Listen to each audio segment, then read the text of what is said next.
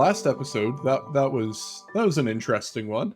For the kind of last few Yes. episodes, we've been talking about doctrinal issues and the barriers that doctrinal issues place on autistic people to entering the church or staying in the church, and the various different issues around doctrine that cause cognitive dissonance and, generally speaking, cause problems for autistic people. And I could probably spend another 10 episodes just talking about that, but I feel like we've covered most of the relevant material that is of primary importance. So I don't think we'll go back to beating that dead horse. But doctrine is just one part of the autistic experience of church. There are a lot of other factors, and in this episode, we're going to take some time to talk about the sensory and social issues that autistic people face in church. So, for those who don't know, when we talked about autism at the beginning, if you're autistic, you yourself, you know this, but if you're not, you may not. But autistic people are often have different sensory perceptions of the world. A lot of the times we will be hypersensitive to various like sounds, smells, light, or we can be hyposensitive, meaning we don't experience the same intensity as other people do. And every autistic person has different sensory experiences. So, for example, I don't have any problem with sound or things like that, but I do have sensory issues when it comes to taste and smell. So, we're going to talk about sensory issues. And I think we'll just start off by going through an interview that I did with a autistic woman named Catherine, who writes a blog called Thoughts of an Autistic Christian. And I asked her about her experience with the sensory issues around church, and here's what she had to say. Yeah, sure. Obviously, it depends what kind of church you're going to, but there might be a lot of people. So it could be loud and busy and don't quite know where to go. It might, or it could be really small and no one talks to you and they just know each other and go and sit in their normal seat, and then you're still left on your own, not knowing where to sit. And then once you are in your seat, there could be all kinds of distractions like music playing,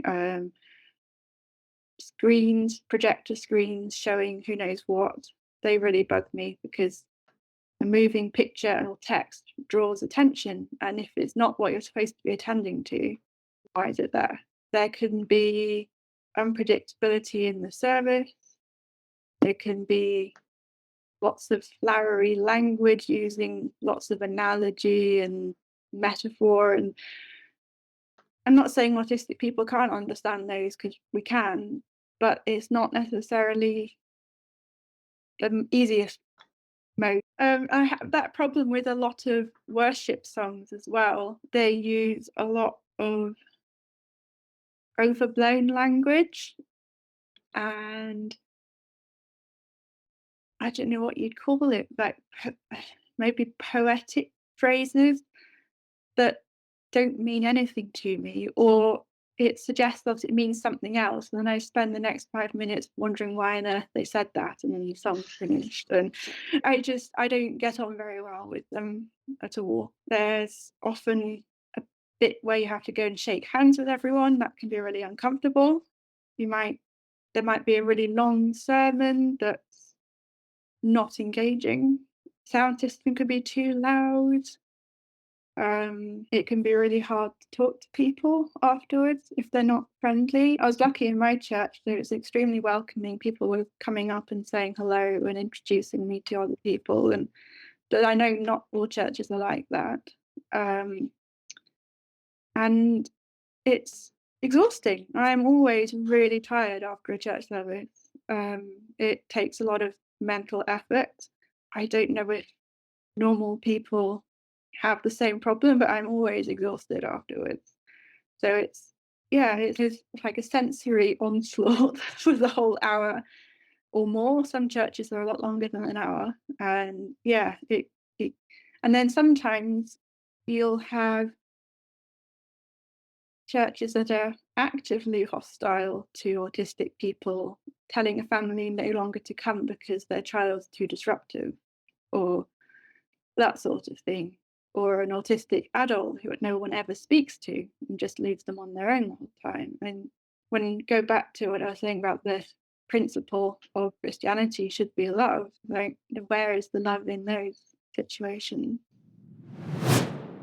What Catherine was talking about there is common experiences that autistic people have. When I've talked to autistic people about their experiences of church, I get the I see a lot of common threads, and a lot of the common complaints that autistic people have about church. The first one is, people touch me and I don't want to be touched. Music is too loud, the lights are too bright and flickery, seats are uncomfortable. Commonly get communion wine tastes very bad, especially for people like me with hypersensitive taste. I've never been able to drink alcohol, and despite the many people who have tried to get me to, it's just I have taste hypersensitivity and I'm really sensitive to that type of thing. And yeah, communion is not super comfortable. Another frequent comment is, people look at me funny when I stim, and I want to walk around and move around, but I'm not allowed to. Initially, when I was collecting information for this podcast and doing interviews for this podcast, I met Amy and I did an interview with her, and she gave a particular perspective about her sensory experiences in church growing up. And I want to play it because it's, again, a fairly typical autistic experience of the sensory aspects of church. The environment I was in growing up consisted of a lot of very emotional forms of worship and singing and a lot of spontaneity. There was like as a kid, I enjoyed the dancing part of it because you could dance as part of worship, you could wave flags and ribbons. And when you're a kid, like that's the coolest thing ever. Like I will admit. But then there was this other side of it that was really overwhelming. And sometimes, yeah, there was this positive sense of this overwhelming sense of opening your heart to the Holy Spirit and how God can work in your life in these really moving ways. So there was that positive side of it. But unfortunately for myself, that positive was very much outweighed by a negative overwhelming. There was this a lot of sensory overload for me, and I do have a lot of memories as particularly as a young child hiding under the chairs when the prayer times would get particularly intense, like when it was the crying, the wailing, the speaking in tongues, especially when everyone's speaking in tongues at the same time. It is incredibly loud, and I did struggle with that, and I did used to, like, get corrected for that behavior quite a bit because, of course, at the time, we didn't know exactly what was going on with, you know, with my autism, so, of course, my parents are thinking I'm just being this willful child, and I was like, "No, this is just too much for me to handle." So, I, over the years, felt less and less connected to this style of worship. It's interesting listening back to that because still holds true a lot of what I described. And I've mentioned throughout the podcast, obviously my growing up experience was in a very charismatic, some would say hyper charismatic, but they often use that as a pejorative. But yeah, I it was an intense sensory experience. Now, you mentioned that noise and sound is not so much of a sensory issue for you. For me, it is. Despite the fact that I do also live with a hard of hearing life, I'm completely deaf in one ear. I still get overwhelmed by usually a lot of sounds happening all at once, especially if it happens in a crowded area. So, when I was a child, at its peak, the church I was a part of was nearly 200 people, and then down to just under 100 by the time I left. It couldn't have been more than 70 or something like that. The church no longer exists. And yeah, it's interesting at one point it was mentioned by some of the autistic people that in the churches they are in, they can't move around at all. Whereas for the church of my childhood, it was the complete opposite. We had what was known as worship dancing and the like, which I know my parents had a lot of involvement with. And so if I wanted to move around, I could. But then looking back on it, they were very restrictive on things like vocalizing stems and just any kind of anytime children would make noise when sermons were being said, they would be reprimanded for it.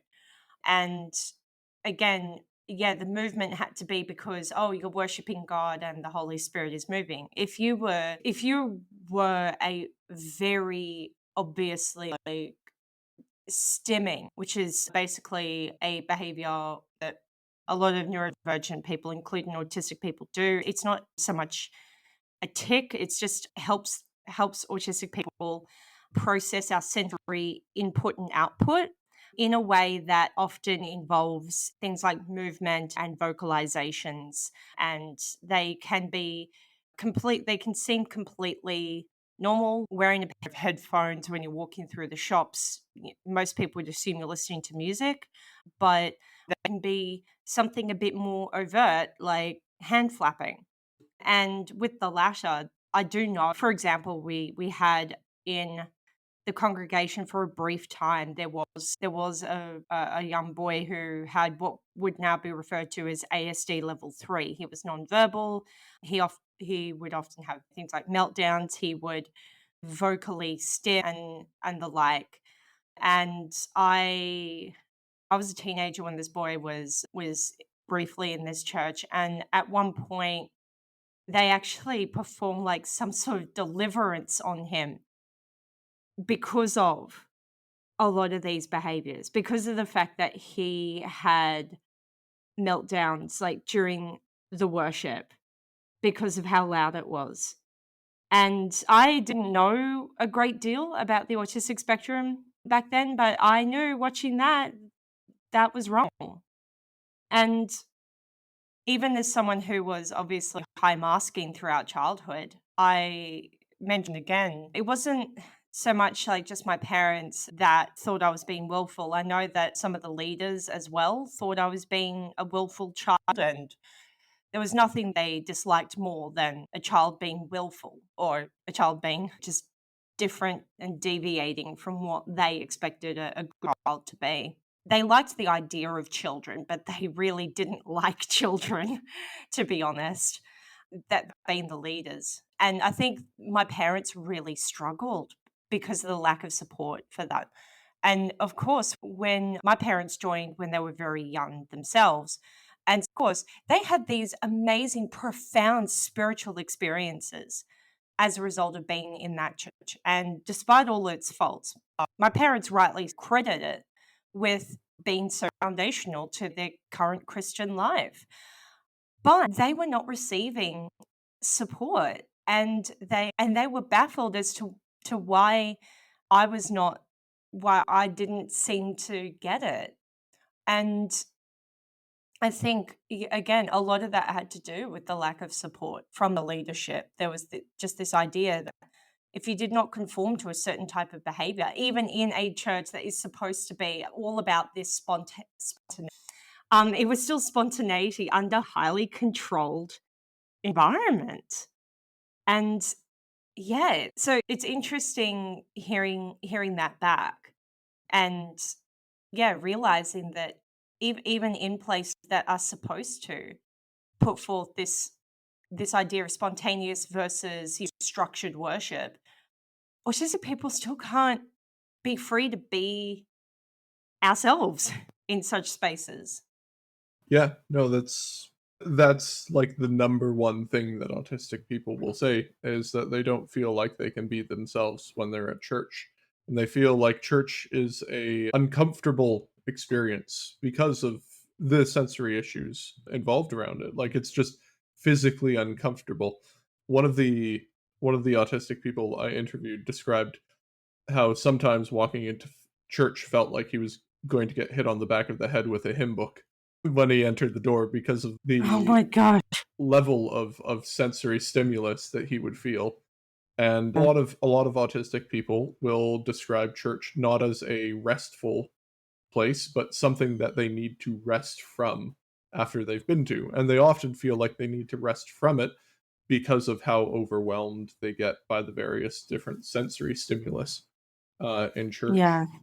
I interviewed another guy. His name is Daniel Michalski. He's an autistic Christian who you've heard through some of the supercuts of this in this podcast so far.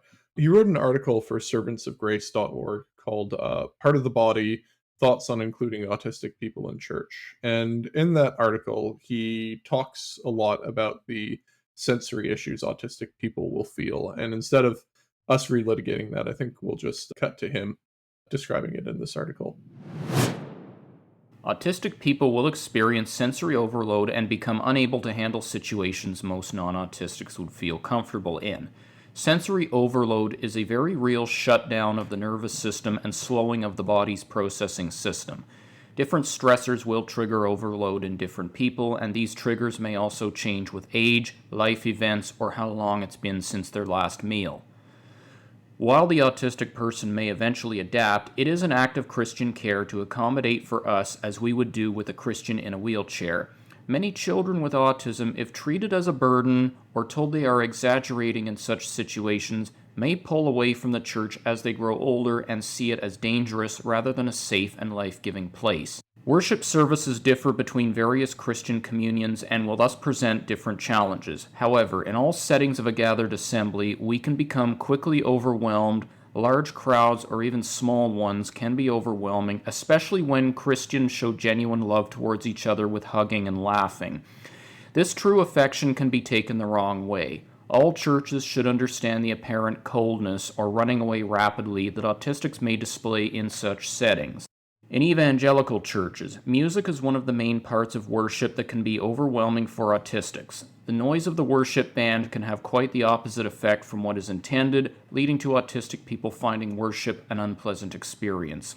In Orthodox, Lutheran, and Catholic churches, many autistic children, and perhaps some adults, may find the communion line a stressful event. The people, the motion, and often the speed may become too much to process properly. Churches in which communicants form lines to receive communion should be sensitive to this and work with autistic members to alleviate their steps. Perhaps have them commune either first or last and not in the middle of lots of people. A commotion and crowd makes it much harder for an autistic person to focus while receiving the supper, which is very stressful since the importance of the moment calls for the utmost focus and reverence. People with autism have a sensory processing system that differs from neurotypicals and from each other. Different autistic individuals will find various sights, tastes, sounds, and smells either soothing or jarring. Indeed, all people have quirky likes and dislikes, preferred foods, music, etc. Because autistics have a heightened nervous system and feel sensations much more strongly than most others, these are not just preferences, they make our surroundings either unbearable or extremely comforting. Like everything that he talked about there is a really important aspect of the sensory experiences that autistic people have in church, and a lot of things that most people just don't even recognize we're having. We'll talk later in this episode about stimming and the way that's perceived in church and all those types of things. But autistic people, just another thing about us is we like things to be structured, we like things to be predictable, we don't like uncertainty, we like to know the rules, and we like to know what's going to happen next. And sometimes churches are just terrible about that. Especially in lower church evangelical settings, you'll get a lot of.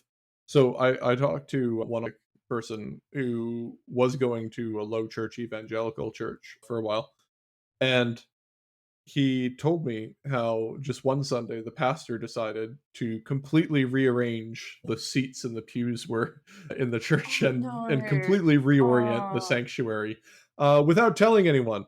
And he went there and he was just like, I hate this. I hate this new thing. Another autistic person told me about once he went to church and he knew something was wrong and he couldn't figure it out.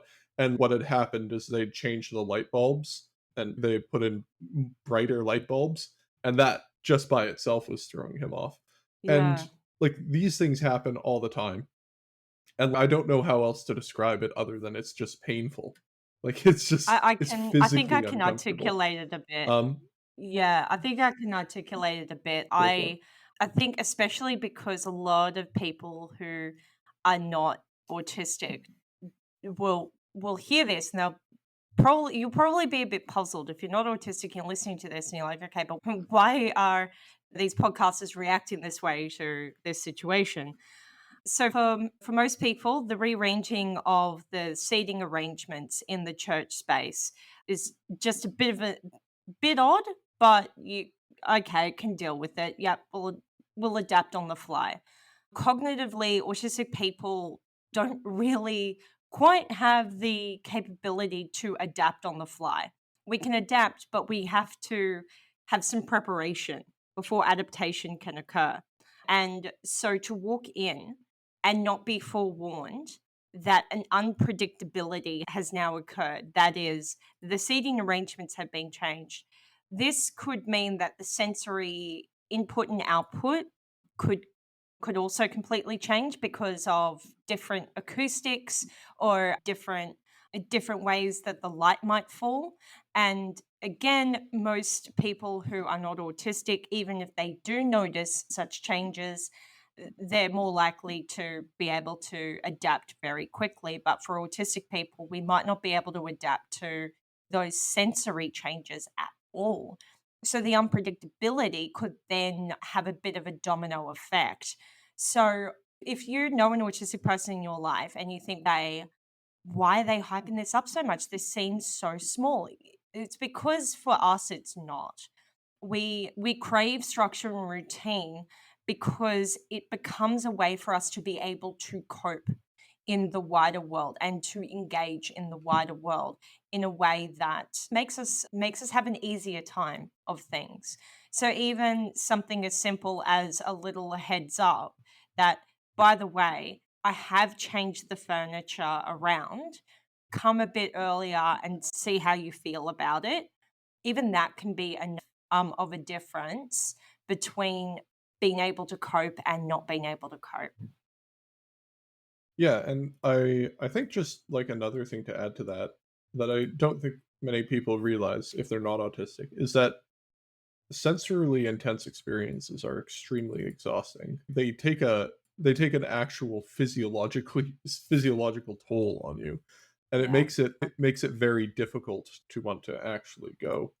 So you may be wondering, how do autistic people do anything in that case? And what we do is we learn about what sorts of sensory things we're sensitive to, and we develop protection and prevention and coping mechanisms to deal with all those things. So a thing that you might see a lot is autistic people wearing sound canceling headphones to make sure they don't get sensorily overwhelmed, or wear earplugs, or oftentimes you'll see them carrying around like a fidget toy or something like that.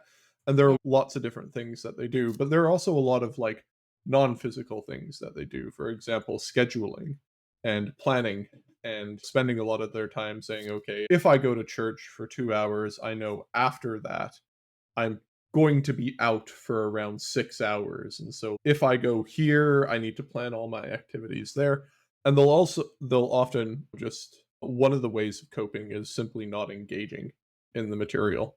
Like just not going to church or not going to a place in which you know you're going to be sensorily overwhelmed. Yeah. And the thing is, coping mechanisms are like normal. Everyone understands that some people just have different needs and will develop coping mechanisms. But churches often aren't very understanding of these types of coping mechanisms that autistic people tend to employ. One of the most common ways, like I said, is to not go, and that often makes people at church a little concerned, I'll say, or maybe a little judgy. A technique I used to employ is so that there was this young adults thing that would happen on Sunday night when I was in college and during my master's. And basically, what would happen in this experience is it would be like a dinner, and before the dinner, there would be praise and worship music, and then everyone would do the sign of the peace, and there would be a place where everyone would go around, hug each other, and shake each other's hands and stuff like that.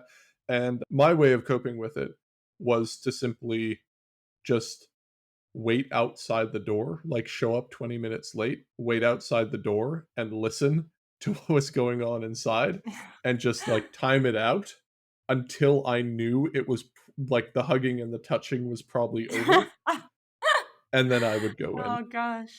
When they'd always like, "Oh, John's always late for this stuff," and it's yes, John is intentionally late for all this stuff. And COVID overall has not been a great time, but one of the positive things it's brought for me is that people don't feel the need to shake my hand or touch me in church. And if I just, instead of shaking their hand, if I just wave to them, they don't try to shake my hand. They just wave back. And that Yeah. I Yeah, one of the guys that I knew, his name is Martin, and I interviewed him for the podcast. He went to the same church that I did here in Canada, and yeah, he said this exact thing here. First, the exchange of the peace pretty much would be quite torturous to many autistic people, and it's no accident that due to COVID protocols that has been suspended, and that personally has made it a lot easier for me to attend church. And here's Chris Bonello also talking about the same thing. That's precisely the same as me. This is not specifically about the piece, but singing in church. I used to like singing in the Christian Union, not least because the Christian Union chose really good songs. But in church, I've never really connected with God through the singing of hymns. And at the time, my church had this thing where they give a 1 minute welcome, hello, good to have you here, bit at the beginning, and then they'd sing 3 consecutive songs. So instead of arriving at 10:30, I'd arrive at 20 to 11. So I'd get the main part of the church service and the part of it that I really valued without having to do the singing. And if I accidentally arrived a bit early, I'd just sit down and pretend to pray. Disclaimer, not actually pretending, but yeah. This is how autistic people will deal with things. And oftentimes, churches don't even realize that this is what we're doing. Like, they'll be like, Yeah. oh, why does John just shows up late. And it's like, actually, you've created an environment that I find hostile and uncomfortable. And I want to attend Why this, is Amy but I under don't the want to chair? attend I the think hostile, uncomfortable one. Yeah, exactly. I think yeah, that was the question that was always asked for me. Why is Amy under the chair? And they just thought, oh, okay, she's just being a weird little kid. I was like, no, everything's loud. It's funny with the peace thing. I've always hated the shaking of hands, and I'm so glad it's not come back after COVID in my at least my parish. Everyone bows to each other now, and I love that because I cannot stand shaking a bunch of hands of people I do not know. It is a super common thing that I've heard in interviews with autistic people post-COVID. They're like, I used to really not like going to church, especially because of the peace. But now that it's COVID, I can just wear a mask and no one wants to touch me. It's great. And it's insane that, like, in order for people to respect your preference for not being physically touched, they need like a global pandemic. Yeah. There's one church that was led by an autistic priest, and he implemented a system of name tags and lanyards. Like, everyone in the church would have a lanyard at the entrance of the church with their name on it, and there was a color-coded system. And if you had I can't remember the colors, but if you had a yellow lanyard, it meant don't touch me. And I was like, man, Oh, that'd be great. that's great. I would love that. Yeah. Yeah. Yeah. And that accommodation was put in place because that priest is autistic. And he was like, you know what? I wish I would have had this. But often in churches, you simply don't get those accommodations. And churches have like Right. rules and social expectations and Yeah. all these sorts of things, which again are built with the idea in mind that you don't mind these things, or that these types of things are okay. But yeah, so stimming in church is something that I think is important to talk about because it's something that comes up a lot. And like you said, Amy, stimming isn't like it's not a tick. It's a method of like self-regulation is probably the best way to put it. I often describe it as like a pressure release. You've probably been watching me this whole time as we've been talking, just like constantly unassembling and reassembling things.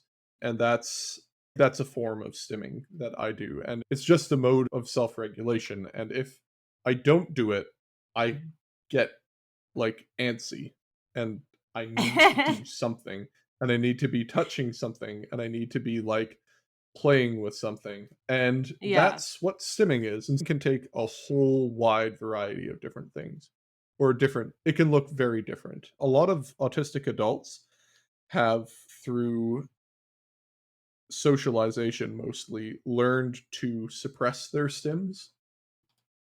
And what I mean by that is that they either find a socially acceptable way to stim, like a socially acceptable thing that they can do, or they have mechanisms like they sit on their hands to stop them from doing things. And that's another important thing to talk about. But when you look at a lot of autistic kids, they usually don't have stim suppression yet, and you'll see them. The common autistic one is like flapping hands that you'll Yeah. see. Yeah, autistic, it's just a thing that autistic people do. And it's also a thing that a lot of autistic people feel is necessary for concentration. If I want to concentrate on a task, I need to be stimming, which is why, as I'm recording this podcast right now, I have a mechanical mechanism that I take apart, I unscrew it, I rescrew it, and then I manipulate it, I open it, and I close it. And I just continuously do that all the time because I need to stay Yeah. focused. And that's how I stay I've focused. been yeah. And another I've been oh, fiddling go with ahead. oh yeah, sorry, I was just gonna say. I've been fiddling with desk ornaments myself, ones that don't produce any kind of noise, and I never thought I'd find myself recording a podcast while flicking the switch on a light up letter monogram and juggling around a glass candlestick. Like, yeah, it just we do what we can. But like it's a very natural thing for us to do. And for us to not do it, it requires mental energy. Like you need to concentrate on not stimming in order to not stim. And if you don't Yeah, concentrate on it, you will probably find yourself just subconsciously doing it. And I find it very hard to explain to people who don't need to stim. It's an innate thing that I just can't explain in any other way other than it's this thing that I need to do in order to concentrate and in order to self-regulate. Unfortunately, there is a lot of social stigma around stimming. A lot of people, especially people who are not people who are autism 1, a lot of people don't know we're autistic or won't know we're autistic or don't know what autism is.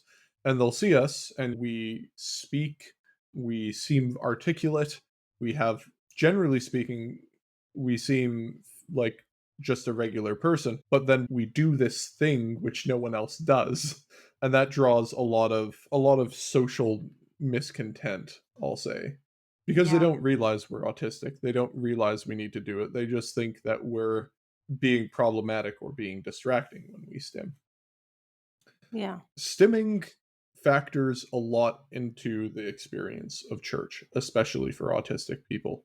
Because a lot of times in a lot of churches, there's an expectation that you will basically just sit in a pew or sit in a chair and engage with the service by sitting quietly and not moving mostly. A lot of times, like I've found churches when I talk about this, they'll be like, oh, it's okay if you stim. It's fine. Oftentimes, I find they're just saying that, and no yeah, matter what, not everyone in the congregation is going to be on board. And a lot of times, you have a choice, which is either to find a stim that no one else can tell you're doing. So I frequently take my middle and index finger and I rub them together over and over. And in church, that's something I find myself doing a lot. I'll just sit there twitching the entire time because I want to yeah, keep concentration. And I found I do that because when I don't do that, you get a lot of odd looks and you pay a social price for it yeah, in a way that you normally wouldn't. And yeah, sometimes stimming can be disruptive, despite how much many of us try not to.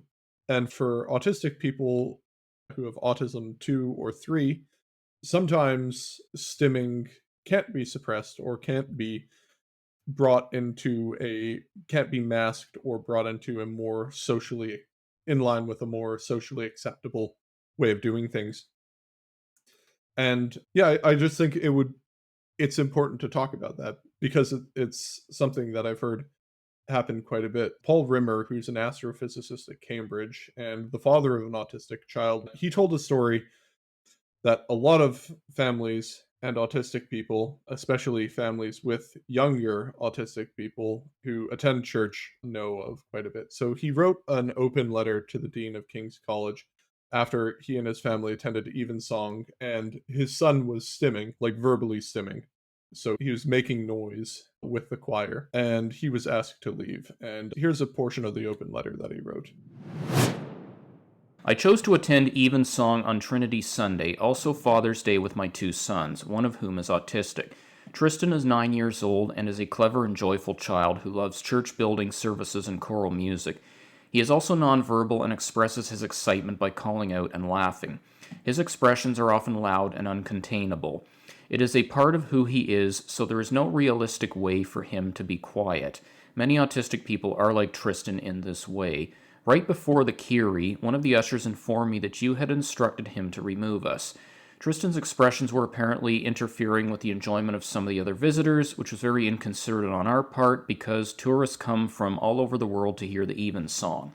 The usher seemed embarrassed but insistent as he asked us to leave, though I'm not sure if it was because of my son's vocalizations or because of the nature of the directive you had given him. As a Christian, I believe that worship is primarily intended to glorify God and may have misinterpreted your Evensong as an actual worship service at which my son's expression must surely be pleasing to God, the experience of other worshippers being secondary. Our removal makes more sense if King's College Evensong were simply a concert held in a building that used to be a chapel. Then my son's expressions would frustrate the purpose of the event, which is primarily performative, lessening the satisfaction of the certain tourists around the world who attend, but not those kinds of people you deem to be too distracting. If this is, I apologize. Might I suggest that you place a sign at the front of the chapel clearly identifying which categories of people are welcomed and which are not? I can only imagine how terrible it would be if autistic people, others with disabilities, those with mental illness, and people with dementia were all equally welcome to attend Evensong. How it would get in the way of the choir's performance, how it would distract from the choristers, and how upsetting seeing these sorts of people at the chapel would be for the tourists who have come such a long way. I will say in this situation, the dean was quick to respond, saying he was very sorry for this incident, and the staff that asked him to leave should not have asked him to leave, and that it was a mistake and it won't be repeated. And I'm willing to give them the benefit of the doubt that it was just a case of poor training and poor preparation. But this is actually typical of what a lot of autistic people experience. Doing something that isn't distracting, just doing something that falls outside of the social norm of what you're supposed to do with your body immediately gets scrutinized by everyone else there. And you don't know if you're going to enter a church in which that's acceptable or which it's not acceptable. Currently, I have a baby girl, and I use the fact that I have a baby girl to walk and pace behind during the church service because when she gets fussy, I'll pick her up, and children like to be bounced, and so I pick her up Yes. and I walk with her, and no one looks at me weird. Everyone's like, "Oh, what a good father." And it's like, actually, I prefer this. This is my preferred Yeah. mode of experiencing church, is being able to walk and pace. So when I pray and when I participate in, like, when I do a lot of spiritual practices as a Christian, most of the things I do involve pacing. So I will not pray sitting still or being silent. I will pace back and forth. A lot of autistic people do this as well. This isn't just me. Maybe like 20% of the autistic people I've talked to also do this. And that's a fairly large number, is the constant movement instead of stillness for prayer. And Yeah. churches simply don't know how to handle you No. when you're doing that, or No, don't they know don't. why you're doing that. And there's like this like every group that you go to expects social conformity, and when you're not socially conforming, you have to pay a price. And oftentimes, you're not willing to pay that social price, so you feel the need to No. camouflage. Um, but one of the most frequent complaints I get about autistic people and their experiences of church services is the fact that they feel the social pressure to mask and camouflage and pretend they are someone they're not and suppress how they're Oh, genuinely yeah. feeling in order to not Yeah. pay a cost of social expectations. And I think this is a really non-trivial thing that a lot of churches just overlook and don't understand is going on. And it makes it so that autistic people just don't want to attend religious services. And Yeah. yeah, so we've talked about stimulus intensity and sensory intensity, masking, stimming, and all that. There's actually another sensory factor that I find a lot of autistic support guides that you get for churches don't actually include another significant factor that affects the way that autistic people experience church. Now, I will say this is largely a Protestant problem and is not necessarily Mm. as big of a problem for like Catholic, Orthodox, and other high liturgical churches. And this problem I call verbal priority of transmission. What I Where mean it's by like that spoken is word a that, lot of the time, right? yeah, the vast majority of your average Protestant service is it goes like this. Someone goes up to the front and says something. You now sing a song or something like that. Another person comes up and then just talks to you. Another person comes up and then just talks to you. Someone then talks to you for 40 minutes. Oh, Someone prays and they just talk at you, right? And autistic people yeah. often don't have amazing verbal communication skills for Mm. either understanding spoken language, understanding verbal communication, and it's often something that's very difficult for us. And we often ingest information in other ways. So a lot of autistic people really like looking at photos, really seeing pictures and videos and things like that. Mm. And if you just speak to them, a lot of them get lost. So there's a good example of this from the subreddit True Christian, actually talking about one of Daniel Michalski's articles called The Weaknesses and Strengths of Being an Autistic Christian. And the post goes on and says this. As another Christian who was diagnosed with autism later in life, I found this article very refreshing. I've often either felt pushed away from the church or have fled. Most of us end up in isolation. We crave to be social, but it really is like being an alien on the wrong planet. Social language makes no sense, so it's awkward, and people think we are weird or aren't interested in social things, but we are. We often think with pictures, imagery, video. Reading is often incredibly difficult. I depend on visual sermons, the Bible Project videos, and the audio Bible. I thought I was a bad Christian for years because I couldn't focus enough to read the Bible. But with images or video, it instantly registers in my mind what's going on. It's tough because we don't want the entire church to change anything because of us, and we are often spread so thin it's only one of us in any given church. So often we never end up plugged in local fellowship. Often online is the only way we can connect. I hope more churches can have trained counselors in this and programs for us. Churches usually just send us out to other counselors and say they can't help us. Often we just need someone to understand, listen, and pray with us. It often only takes getting comfortable and trusting one person in the church, and then we branch out. But it's terrifying going into those buildings knowing no one and knowing no one will understand us without knowing much about autism. This is a factor that I've seen quite a few autistics bring up. So Olivia Hops, who is a YouTuber who makes videos primarily about the autistic experiences of women, talked about her struggles with the expectations for reading the Bible and hearing the Bible and things like that. And here's a clip of her talking about that. For me, the Bible is like a difficult topic because reading the Bible is very hard for me because just reading anything is hard for me, and then to throw in how the Bible is written does not help. And so I can Yeah, so I can read it over and over again, and it still won't make sense to me, and I need visuals, I need somebody to lay it out in more, like, terms that I can understand. But how I look at the Bible as is I look at it as, like, a history book, for the biblical times, a thing. I know it's not necessarily all in order or anything, but I'd say that's basically how I look at it, and then obviously look at it as the knowledge behind Christianity, and again, like, that you gotta believe in Jesus and stuff like that. Obviously, that all comes from the Bible, so everything about Christianity comes from the Bible, but I I don't personally really read it much because it's anytime and I try every once in a while, and I still just can't get it, and I get frustrated. So, I I get very frustrated, and I also, like, people like my one friend, like, she can quote all these Bible verses, and that amazes me. I'm like, "How do you remember all these things?" I can like, barely remember, like, John 3:16. Like, I can't remember them, and they can just, like, pull it out of nowhere. "Oh, I have a verse for whatever problem you're having," or whatever, and I think that's very impressive, but something that I will never be able to do.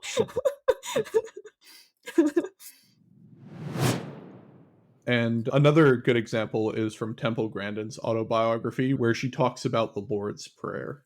And in it, she describes how she needs to visualize. Like, her autobiography is called Thinking in Pictures. And she's talking about how she struggles with a lot of the verbal transmission that you get in Christianity. Here she is. The Lord's Prayer was incomprehensible until I broke it down into specific visual images. The power and the glory were represented by a semicircular rainbow and an electrical tower. These childhood visual images are still triggered every time I hear the Lord's Prayer. The words, "Thy will be done," had no meaning when I was a child, and today the meaning is still vague. Will is a hard concept to visualize. When I think about it, I imagine God throwing a lightning bolt. Another adult with autism wrote that he visualized "Thou art in heaven" as God with an easel above the clouds. Trespassing was pictured as black and orange "no trespassing" signs. The word "Amen" at the end of the prayer was a mystery. A man at the end made no sense. Like I said, let's if you It think breaks it about it, down right? like that. Yeah, yeah. But just one of the things like I ask churches to do when I'm talking to them is just think how much of the critical information about Christianity for you is being transmitted solely through speaking to someone without visual aids, without anything else. Like, how much of it is just a sermon? And for a lot of Protestant churches, that is what church is, Yeah. right? Church is a sermon. Yeah. And this often leads to what I call the high church drift. So a lot of autistic people who stay within Christianity do not stay in the low church and will end up migrating to the high church. And Yeah. I think there are a lot of reasons for this, and we'll go into a lot of the reasons in a later episode. But one of the main issues is sensory issues and processing and the way we understand information. So high churches are a lot better at including multiple types of stimulus within the service. So if you go to most Yeah. churches, like high churches, they are usually decorated. There are stained glass windows Yes. all over the place. There are paintings, there are things you can see, touch, and feel. The high point of most high church services is not the sermon or the homily, it's the Eucharist. It's like Yes. a thing that you drink and eat, right? And Yeah. the whole point of the service isn't to go there and hear a person say their own words. If you go to a high Yeah. church, like when I go to a Anglo-Catholic church in here in Canada, and I don't really consider myself Anglo-Catholic, but I go there because it's just so much sensorily better for me, because I know there are spoken words and I know there is a lot of verbal transmission, but I know exactly what those words are. I have memorized the entire service. I know exactly what's going to be said, exactly when it's going to be said. I know the order that it's going to be said. And if something changes, it's in a book and I can read it. Like, Yeah, and so it's 90% of what goes on there in the high church it's so setting, good. yeah, it doesn't prioritize. It doesn't have this prioritization on information transfer through verbal means. The Mm, the high church services are a lot more sensory, I'll say, in a good way. yeah. I find that as well when there is a lot of these high churches also when there's a couple of things when they publish bulletins they very often follow what the readings are going to be because in a lot of the low church Protestant churches for example you often are expected to bring your Bible and read along in your Bible whatever the sermon is going to touch on, but that's not so much the case with high churches, but they'll often in the bulletins they'll publish what the readings are going to be, so you're not having to run through your Bible pages to try and find it because it's already transmitted on that bulletin to follow along. The other thing is in high churches, the sermon or the homily, and just if anyone's wondering, they're technically the same thing. It's just low churches tend to call them sermons, high churches tend to call them homilies. But they tend not to go more than 20 minutes. And in fact, it's very discouraged for it to go more than that because so much of high church theology is sacramental. It's seen as a person kind of waffling on and taking the focus off of God if they go longer than what is necessary. The idea is that you're not lecturing people, you're bringing a summation and then you are making it practical and applicable for the people's current lived experiences. And but it has this kind of other benefit that it does not require a lot of mental load for an autistic person to concentrate on the verbal transmission of information that's within the homily, because it very often doesn't go for more than 15 minutes. Even 20 minutes is the absolute longest I've heard a homily go for. And yeah, I've heard homilies that went for 5 minutes and all of the information, all of it was in there and it was still profound. Nothing was missed. And yes, it was still very spiritual.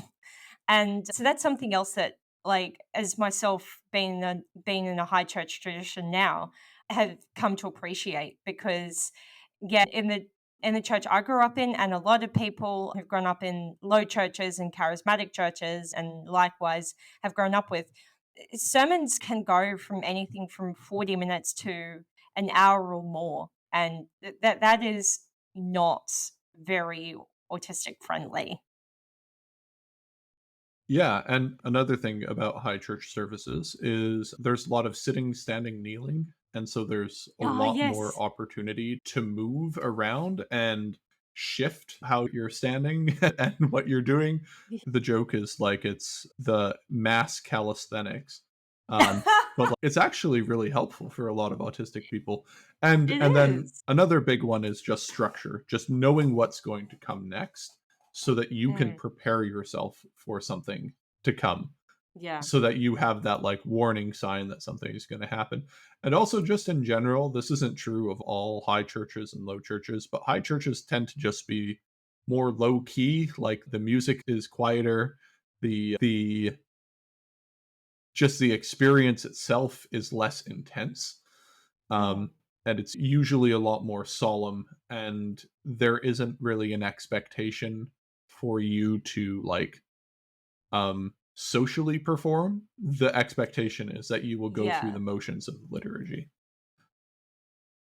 But yeah, so like when I'm talking when we're talking about this, what I'm trying to get across is like there are a lot of invisible barriers for autistic people to go to church that often people don't see. Like when an autistic person genuinely describes their experience of going to church as getting prepared to get hit on the back of the head with a hymn book, not a good thing. And that's not something like it's not something you want your church experience to be, because after a while, or if you're having a bad day or a bad week or a bad month or a bad several months, are you really going to want to go to the place that makes you feel like you're about to get hit on the head?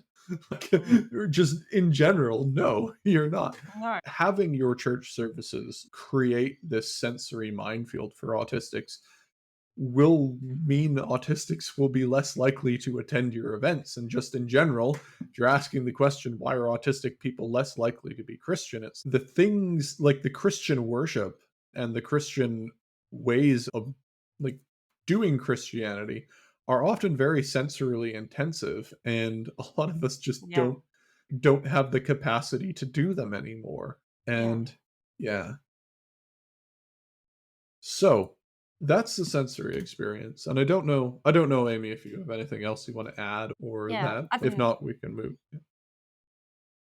think it's important to note that, yeah, we've obviously covered both low church and high church experiences. And I hope people understand we're not wanting to be hard on one and let the other one off the hook or vice versa.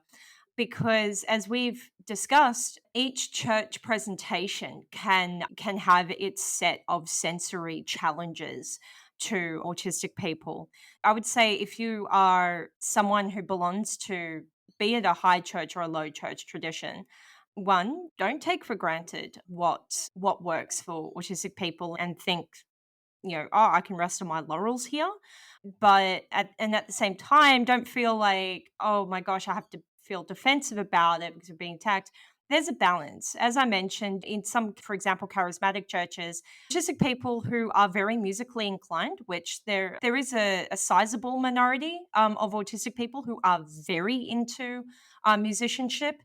They really do find their haven in such places, as well as those of us who might use movement as a way of stimming.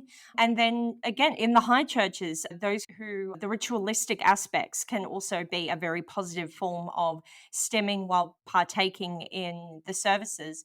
But at the same time, yeah, don't neglect what could potentially be in your environment that could still negatively impact upon the autistic members of your congregation.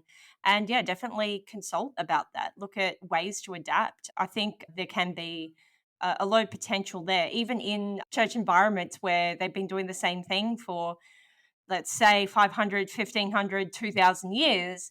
There are still ways to look and adapt to ensure that sensory experiences can be mitigated.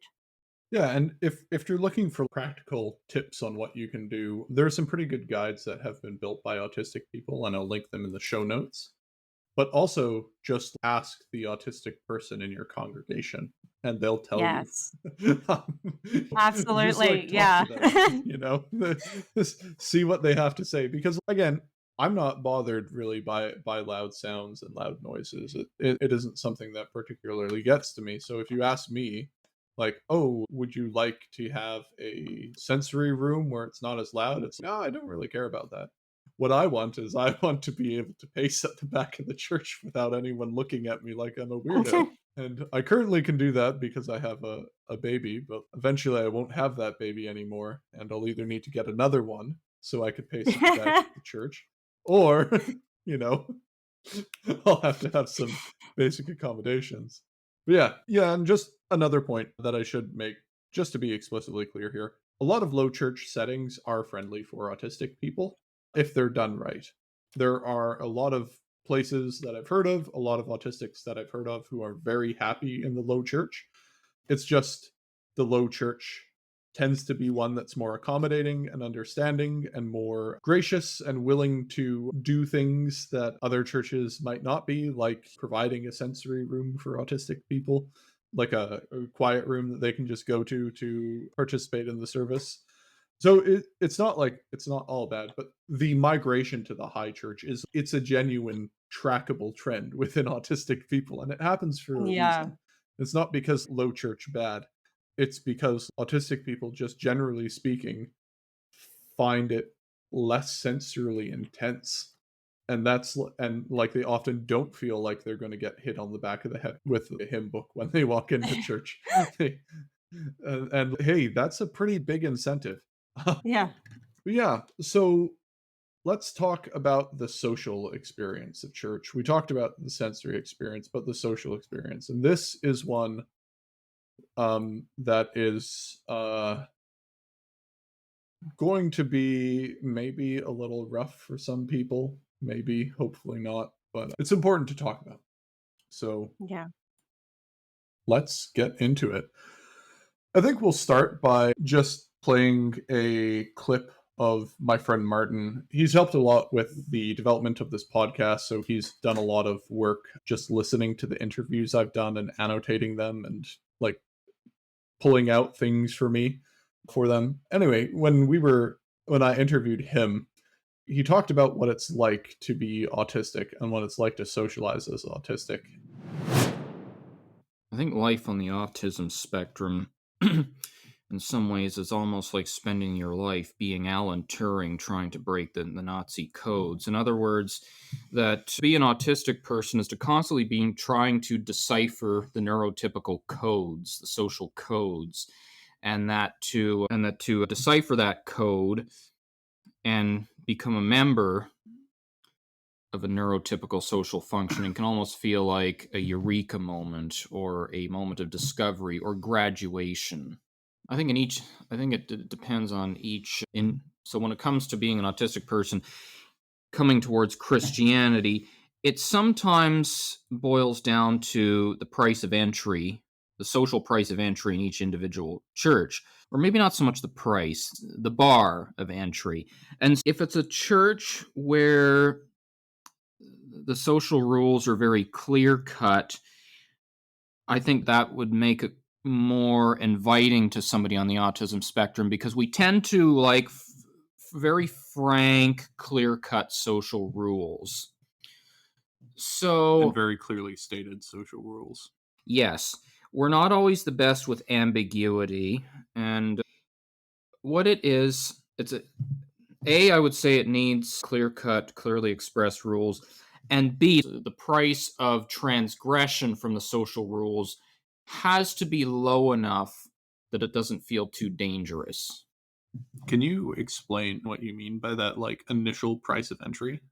One of the things is people on the autism spectrum, no matter how high functioning we are, we don't have the luxury of not being defensive going into social situations. We always have to be on the defense, and we have to be hardwired for social dangers. In our experience, peer groups, even when they're friendly, we still have to treat them as dangerous and unpredictable because we lack a certain type of behavioral understanding that on the autism spectrum, we're very much prone to saying something that will offend somebody else, but not knowing that it's offensive, and sometimes not even knowing what we said that was bad. Pretty much any autistic person is scarred by the experience of being blessed by initial acceptance into a social situation, then we screw up rhetorically. We don't know how or we don't know what, and we just suddenly our peer group the neurotypical peer group just turns against us. We don't know why, we don't know what we did. We tend to be very wary. What Martin describes there is a way of describing how autistic people socialize or think about socialization. Now, I'm not saying all of us do, but a lot of the things he talked about like social danger and not feeling particularly at ease and constantly worrying if you're going to mess something up, and the pressure that autistic people feel in social situations is something that I've found to be fairly constant throughout autistic people, especially ones who are conscious of the fact that they're masking. It's it's really hard for autistic people to socialize on a good day, and Mm. oftentimes churches bring in a lot of other things that make it far different from just a normal social group. There are a lot of unwritten rules about socializing in church that autistic people may not be aware of or that autistic people don't quite understand. There are certain things you don't say. There are certain topics you can't use. There are certain ways that you're supposed to talk about certain things. And if you don't, It's seen as suspect. And in some cases, churches are like one of the only places that autistic people can feel safe. But in many times, autistic people will say that church is much harder to socialize in than it is in other Yes. places Yeah. because you feel like you're walking through a minefield or like walking on eggshells because a lot of times there are like unwritten rules or there are lines that you shouldn't cross. And a lot of the times we don't really know that the lines are there, or we might know that the lines are there and think they're bad lines that shouldn't be there. A really common experience that a lot of autistic people go through is what I call the Bible study problem. And the Bible study problem is Yeah. a experience of a lot of autistic people about being in a Bible study and the autistic person is trying to genuinely engage in the Bible study in the way that they socially engage normally.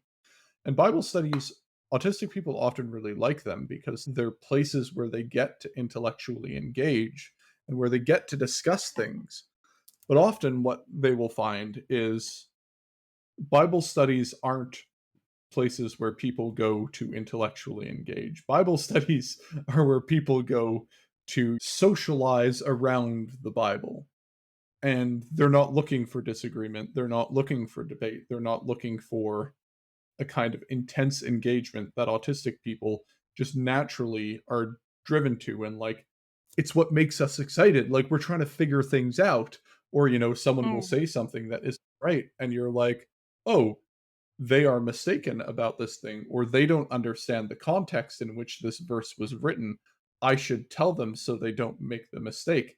And what happens, like the Bible study problem, is basically an Yeah. autistic person goes into the Bible study very excited about it and really wanting to engage in it. And then a few months later, they'll be asked to stop participating in it or be told that they're a problem and they need to get it under control. And it usually blindsides. Like they usually have no idea that's what's coming for them. It's happened to me a few times in my younger years where I was considered a problem, especially when I was going through my like deconversion phase, when I was still attending Bible studies. And I was like, how can you say this when X exists? And no one would have an Yeah. answer. And then I'd be like, we need to answer this. Like, why can't we Yeah. answer this problem? This is a serious thing that we need to address. And a lot of autistic people will feel like they are ambushed, Yeah. attacked in the Bible study, or that everyone's ganging up on them for Yeah. just doing what they were supposed to do. But really, what's happening is that the autistic people are often transgressing a lot of unspoken rules or a lot of invisible boundaries that they just don't know are there. And they don't understand the social convention. They have trouble reading the room. I was thinking of a series of tweets clearly describing the Bible study problem, but it was a neurotypical person describing the Bible study. And one of them tweeted, "It's like they can't read the room and understand what's going on." And it's like, yeah, you're absolutely right. They can't. Like they have a Yeah. disability. And I'm not excluding autistic people being dicks. Like we sometimes are. Like we are Yeah. sometimes we can come off a little intense and like we can actually cause genuine social problems. Most of the time it's because we don't realize we're doing it. And if someone told us we were doing it and if there was like mentorship and like proper guidance, we wouldn't be doing that. But like oftentimes what happens is autistic people engage in Bible study in the way that they think they should be engaging in it. But really what they're doing is they're like a social bull in a china shop, just knocking everything down and not realizing they're doing it. And then everyone gets mad at them and they get really confused and they feel betrayed and they feel angry and they're like, why does my Bible study hate me? And Yeah. I know this happens a lot because usually what will happen is like a campus leader will talk to someone who knows me about this problem person in their Bible study, and then we'll sync up. And then I'll jump on a Discord call with them, and they'll be like emotionally distraught, not knowing what they've done wrong, not Oh, understanding what they've done wrong. And they're just yeah. like, everyone hates me and nobody likes me. And I don't know why. I'm being a good Christian. Like, this is what a good Christian does. Like, I go to church all the time. I'm always showing up on time. I do all the readings. I do all the supplementary readings. I engage with this. I make lists of questions. Like, I do everything that I'm supposed to do. And no one likes me. And I don't know why. Um, And that's and, just so heartbreaking. It yeah. really is.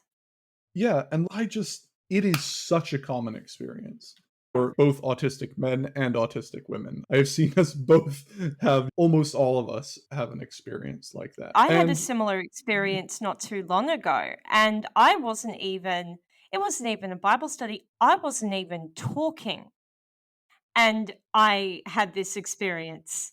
I was just in the room, my mere presence in the room. And I think there is something to be said that even for those of us who are ASD level 1 and high masking, people still can sometimes get a vibe, to use that kind of language, where they can detect that something about us is different, but they're not sure what. Now, it doesn't help that I'm a bit of a goth, and that automatically is going to be a bit.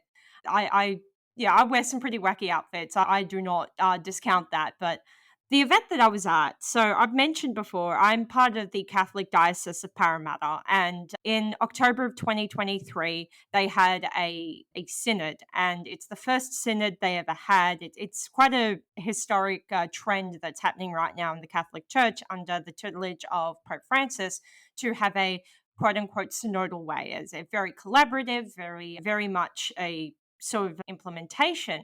And I have been very enthusiastic about the process as I've been following it.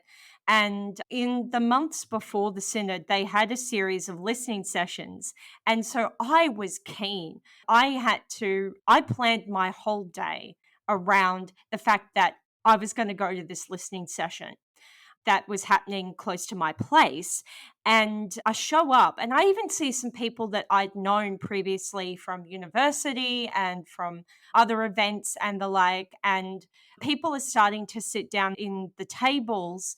And now we didn't know this at the time, but the organizers had it that if you'd come with friends, they knew that you were going to sit with your friends. They made it so that you had to all swap tables. So you sat down with someone you didn't know, and was deliberately to create an environment where people had to listen to the voices of people they normally wouldn't interact with. Brilliant idea. And yes, we were given plenty of forewarning before that this would happen, so it didn't throw me off or anything. So I came prepared because I didn't want to be weird. I didn't want to come off as weird in a situation. I wanted to make sure that even with more spontaneous sort of occurrences, I could still come prepared. I made a seat at a table. I was the only one in that table, and I could notice that people weren't sitting at my table. The people that I knew and I said hi to as I was sitting on the table then made their way to other tables, um, not thinking to say, "Hey, did you want to join us?" Nothing of the sort.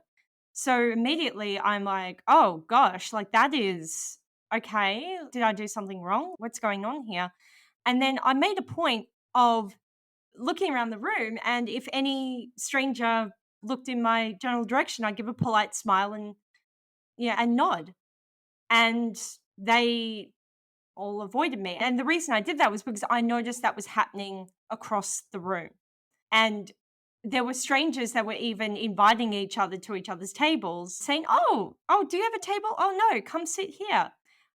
I was the only one at my table the entire time until finally they made the call that people needed to swap tables. And that I was on the verge of tears. And I remember just ruminating and going, I need to leave. I should leave. I'm not wanted here. I came here, and I remember thinking to myself, did I come here with a scowl? Did I come here with a bad attitude? Like maybe something in my resting face was no. I was so excited to be there So I knew that I did not have a scowling, resting face or anything of the sort. And I knew that I was explicitly being excluded for whatever reason. I then had a lovely group of people who came and sat at the table with me because they'd actually come in quite late. So they were still staying around and grabbing food when the call had been made. And they just happened to notice, oh, look, there's a table with just one person there where the right amount of people will sit there. So they actually weren't aware that this situation had happened. And so a lot of people hearing this story would be very familiar with it, or those who support autistic people in their lives would probably be really upset hearing this. But I do want to say there was a redemption there, that a lot of these Johnny come latelys that were in the room that then sat with me, the listening point that I got to bring up was the experience that I just had and how common it is for us as autistic people within church spaces to not feel included, no matter what effort we put in, even when we quote unquote get it right, how we still face exclusion and discrimination within church spaces.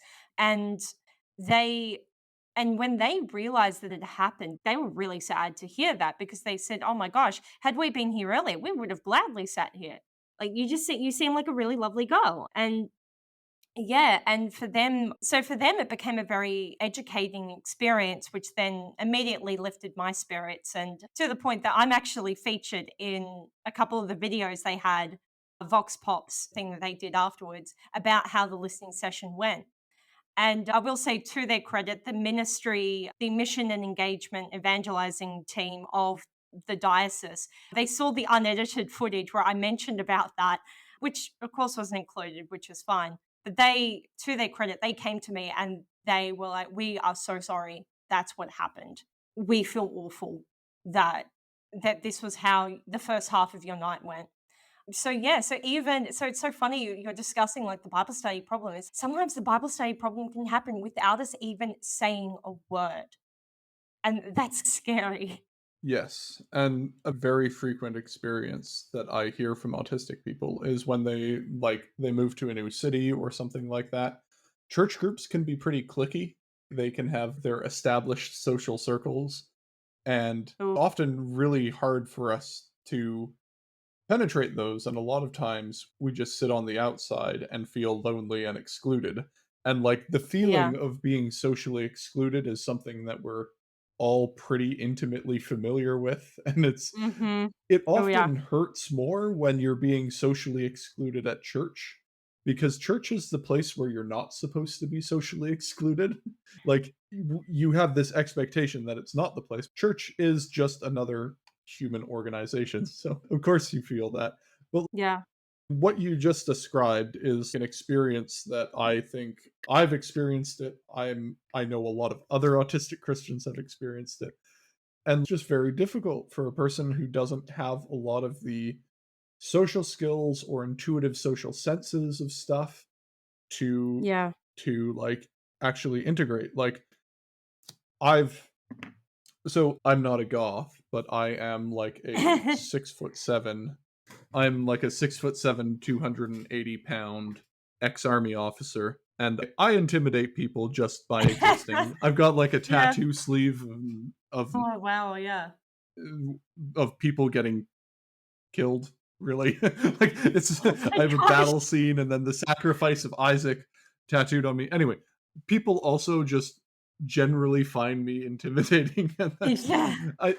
I don't know what I'm doing. I don't know what I'm doing wrong, but something that I get told a lot is that people are like, "Oh, you're just unapproachable," um, Oh, yeah. and it's like, well, uh, I don't know what I did. I was just existing, and I will Yeah. admit, I do come off as pretty intense. Mm. It's just who I am. It's just how I be. But I don't mean to come off as intense. I don't mean to come No. off as intimidating. But I just, Yeah. generally speaking, am. And I don't know what to do about it. Yeah. And a Well, on lot a of autistic positive people note, feel, oh yeah. yeah, Sorry, I was gonna say, on a positive note, that same vibe that a lot of people can detect, like when, and it happens a lot of times. Like you can even be an autistic person in a t-shirt and jeans and just look like any other ordinary person. You walk in and yet somehow people can detect that. It's this funny little knack that a lot of people have. That same vibe I found kids are drawn to it, Yes. especially yeah, it's so weird. I actually joke that, and especially neurodivergent kids just have a knack of knowing their own people. I experienced this in my parish when there was a young boy who he sings like half, like about a complete decibel above everyone else in the 9:30 mass, and he gives great gusto. This kid just loves singing in mass, and it's so funny because a lot of like all of us can hear him, and it helps us keep track of where we're at in if we got a bit distracted during the different hymns. And this kid ended up doing what I like to call imprinting.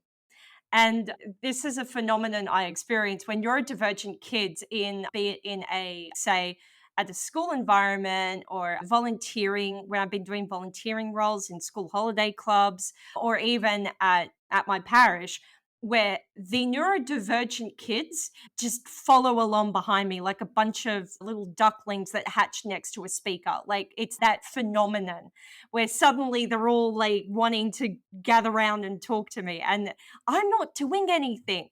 I just walk into a room and they just come along and they just want to talk about whatever's on their mind. And with this young kid in particular, he came up and just decides he's going to start info dumping to me all about space for the next 20 minutes. And he literally introduced himself by saying, "Hi, my name is such and such." And he goes, "Oh, really?" And he goes, "No, I've been reading books about the Hubble Space Telescope." And then spends 20 minutes talking about telescopes and space and all of that. And he didn't even get my name. Like, I was cool. Like, his parents got a bit embarrassed at one point, and they were like, "Oh my gosh." And they said, have you just come up and just started talking at her? So I'm thinking, oh God, this has happened before. And so I just made it clear to them that it was fine. I was happy with it. And it was actually really lovely because I did get to have a conversation with his mum and discuss with her about him. And I asked a few very pointed questions. And I was basically asking her all of the traits of ASD level 1. And Yeah. and she said yes to everything. And then she then goes, "Why do you ask?" And I said, and I told her about my lived experience. I told her about my degree and the work that I've been getting into. And informed her that it was worthwhile at the very least to start reading up on books about it, just so that she could, just to make her own job as a parent to him easier, because he was a happy little kid, and you could tell that she really did treasure his eccentricities, so to speak. But yeah, that she was a bit in over her head. And yeah, so it's funny how, yeah, there can be these like adverse social experiences when people detect that this is a person who can't always read the room, who is somehow quote unquote socially off. But that same vibe, man, kids just are drawn to it. It's so funny. Yeah, I'll also say, to add to that, one thing that I found, which is again in more in lines with the positive experiences, is autistic people will often say that their social experience of church is significantly better when they know other autistic people in their parish. Y- Because autistic people we immediately find each other. I Even I before I diagnosis. often Yeah, I often joke about how, like, some people have a gaydar, I have an autism radar, where I can just That's immediately pick them out just before they even say a word, just by the way that they're walking through the world. I'm yeah. like, yes, that's an autistic walk. I don't know how Yes. I can express how I know that, but I'm never wrong. And, a lot of times, autistic people, there's often like if there's like an age gap, there's often like a mother hen effect where like the older autistic person will often take the younger autistic person under their wing and shield them from stuff, but also Yeah. mentor them and make sure that if they make a mistake that they understand what mistake they made and how they made it and like Yeah. what they need to do differently next time. And so I've heard a lot of really positive social experience that from autistic people who have met another one, Yeah. but often they don't have that experience. No. As much as I would love to say that's like a lot of positive autistic social experiences in the church happen like that, I found like through interviews that overwhelmingly there were a lot of negative experiences. And Yeah. I personally have found the tipping point for me where my social experiences went from negative to positive was when I got married.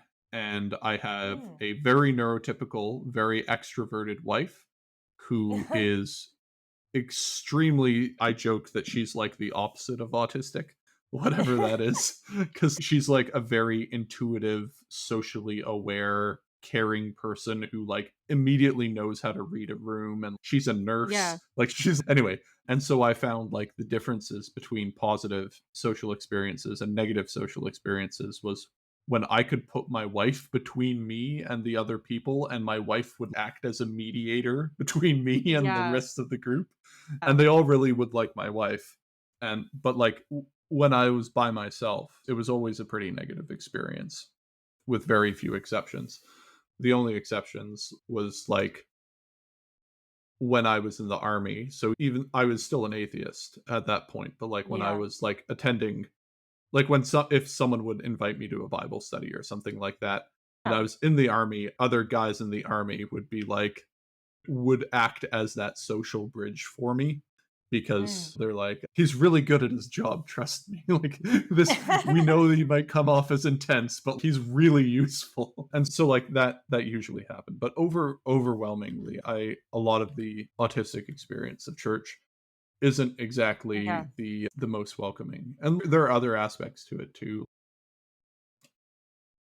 One of the big things that I found is autistic people responding to the events around them in the world, particularly like political Mm. events going on. Autistic Yeah. people they tend to be very engaged in it. They tend to have Yeah. very strongly held opinions, and the opinions that they hold may not fall in line with the opinions of the Yeah. mainstream Christian political ideas. I think a really good example of this is Kendall Lyons. So he's a autistic man that I interviewed who lives in Texas. Particularly relevant to this clip is he is black and in a predominantly white church at this point. Oh man, you're absolutely right. Man, I couldn't agree more. This conversation is a breath of fresh air because there's so many people that, especially now, and I know I'm speaking from the United States context that there's so many people right now who are giving guys who men and women, but especially guys like us who are autistic, such a headache because when you look at everyday life, whether it's on social media or whether it's in the culture, there's one message, but then there's a completely different one. And I know that for me, I know I've struggled often with sitting in a room full of people who claim they love Jesus, that claims that Jesus Christ is Lord, which, yeah, hey, we all agree there. But then for some reason, being fearful of my humanity, as well as the humanity of other people different from them who don't have their income, their zip code, their credit score, their skin color, and then want to try to hide behind the cross and behind their American conservative view of life instead of really saying, you know what? Yes, I have these things in my life. Yes, I have these opportunities. Yes, I have these privileges, but I am willing to lay them down for others for the sake of the gospel. And it's one thing to preach, but it's this living piece. You're absolutely right that people are having a hard time with.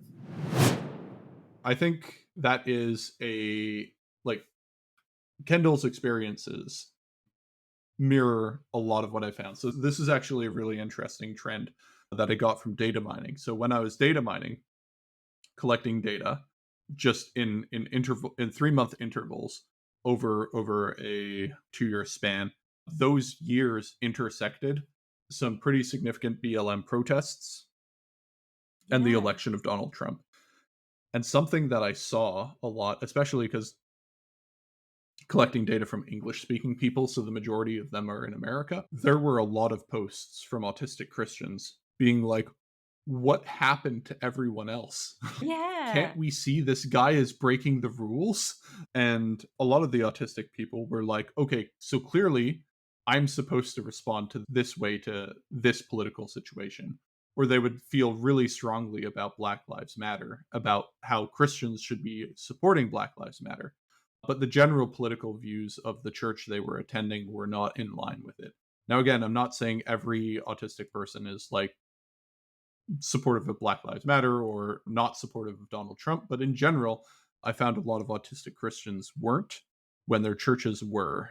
And then they started developing this like dissonance because they're like, wait a second, this is like, I know the rules and you're not following the rules. And Yeah. you guys are wrong about this. And you're not doing what Christians should be doing. And that caused like a significant social conflict for them in their church because they Yeah. were unwilling to shut up about it. And even if they could read the room, and even if they knew that it wasn't socially okay to speak up about it, they were like, I don't care if this isn't socially Yeah. acceptable to speak up about. I'm going to speak up about it. And let me tell you, it was not well received. And so what I actually noticed is a significant spike in deconversion and like rates of deconversion around those times, mostly due to social conflict, due to political events that were coming up. And quite a few people that I interviewed and quite a few ex-Christians that I interviewed basically talked about what initiated their deconstruction. It wasn't just this issue. Like the inciting event was seeing how people were responding to the politics around them and them Yeah. like disagreeing with how people were responding to it and saying, no, we need to do something different. And then they basically paid a very serious and significant social price for it in their church group. And they stopped getting invited to things. People stopped responding to them. They were isolated or like bullied or like straight up told, stop coming to church if you're not going to fall in line with our particular political agenda. And a Wow. lot of them were like, what's happening here? Yeah. What's going on? I've been a Christian for a long time. I know what the rules are. I'm just trying to follow the rules. Yeah. And, you know, even though they knew what the social expectation was, they were unwilling to socially conform because they felt it was wrong. And so Yeah. that was another significant element that I noticed in the social experience of a lot of autistic people is this significant cognitive dissonance that was caused from their reaction to the way political events were conspiring, particularly in the US. And on that note, another very significant thread that I see in the social experience of church is one related to particularly autistic women. I'll just say straight up, I've never experienced this myself because when you try to picture the ideal Christian man in most conservative evangelical settings, you get a pretty close description of me. I'm pretty much exactly what's socially acceptable. I married a woman very young. Mm. I keep to myself. I'm very stoic, not very emotionally expressive. Basically, when the typical things you expect from a man in the church, I conform to them. So I haven't had to Yeah. deal with any of these issues. But a significant threat that I've seen in a lot of in a lot of autistic people is their unwillingness and inability to conform to the gendered expectations of them for both men and women. So Yeah. churches often have specific ideas of what men should do and what women should do. And oftentimes, autistic people do not fit very well into those categories. We've No. talked about it a little bit before, but autistic people are significantly more likely than non-autistic people to be gender non-conforming, to be non-binary, or to be transgender. And though that brings in a whole lot of other things, but also autistic women tend to not be particularly interested in the idea of biblical womanhood as it is expressed in many churches, in the idea that you should be quiet, compliant, and submissive. That's Mhm. not words I would use to describe most autistic women that I know. And they're not particularly good at holding to these things. And No. what I've seen is a lot of autistic women suffer from extreme cognitive dissonance because they are told they are one thing by the church, and they're like, Yeah. that I don't relate to that. That doesn't make any sense to me. Yeah. And particularly, so one thing that I've seen is I've actually seen a lot of autistic women go into missionary work. And they go into missionary work not because they particularly want to be missionaries, but they don't want to get married and they want to be in a leadership position of some sort. And they want to serve the church, but they don't want to serve the church as a mom. They want to serve the Yeah. church as a pastor or something like that. And they don't have an outlet for that. But missionary work is one of the few places in a lot of, especially conservative evangelical places, in which a single woman is allowed to just go into and Yeah. do whatever they want. Yeah. I don't It's know if you want to talk maybe a little more about your yeah. experiences because Oh, they're a lot more definitely. relevant than mine. Oh, definitely. God blessed me with a combination of autism and being Portuguese and Irish descent. There was absolutely no way I was going to fit this contemporary mold of what some churches proclaim to be biblical womanhood. And I say contemporary deliberately because it's often based on this very 1950s model of what womanhood is expected to be. Like there is no way that a woman of in the first century of Galilee or Judea would ever just be docile and at home. There was too much farming to do. So immediately there, like for example, there's that cognitive dissonance of realizing that this model is very ahistorical. That is, it contradicts what is being proven in history. It's also very much a perversion of scriptures because a lot of the times it's a bunch of clobber verses that are taken completely out of context and women are browbeaten with in order to try and push conformity. Like I said, I grew up in a church that did have a woman as a pastor, as the pastor, but because it was a cult, especially in its later years, it was not exactly empowering for the other women. I mentioned previously that it was like Margaret Thatcher having girl power. It was basically just patriarchal in structure with a woman running the show. And it was I did not feel comfortable or safe within myself as in this environment as a woman. I didn't feel empowered as a woman. And it's funny that, yeah, I was way more headstrong back then because I was banging up against this. Now, I am part of a church that does not ordain women. I do personally dissent from that particular teaching. It's one of maybe two teachings of the Catholic Church that I do dissent from.